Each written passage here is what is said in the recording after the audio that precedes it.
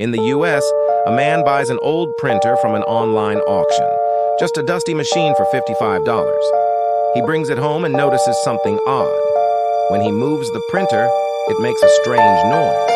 Curiosity kicks in. He opens the printer and finds bundles of cash neatly packed inside. Real money.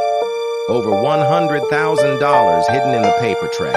No note, no explanation, just the cash. He could have kept it.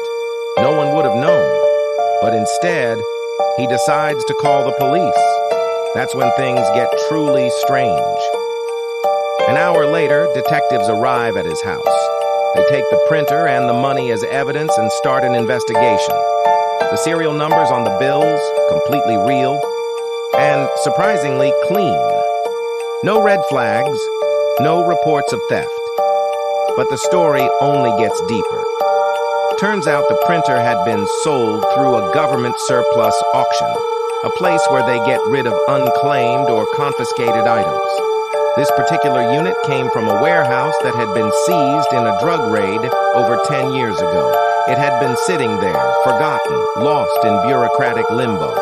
And no one knew that the criminal group behind that case had used old electronics, printers, TVs, speakers, to secretly transport and stash large amounts of cash across different states. The police reopened the cold case. The printer was linked to a drug ring that vanished in 2012 after a major operation in Texas.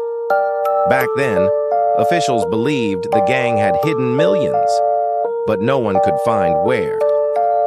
The man who bought the printer, he wasn't in trouble.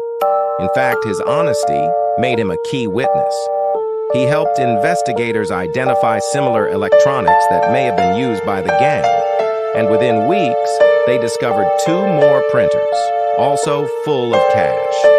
Legally, he couldn't keep the $100,000. The money became part of a federal investigation. But here's the twist. Months later, the story spread to local and even national news. A private donor, impressed by his integrity, gifted him $10,000. And the auction site?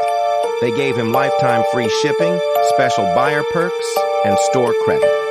So the man who bought a dusty old printer for $55 ended up helping solve a decade-old mystery, found a criminal stash, and earned not just respect, but a real reward.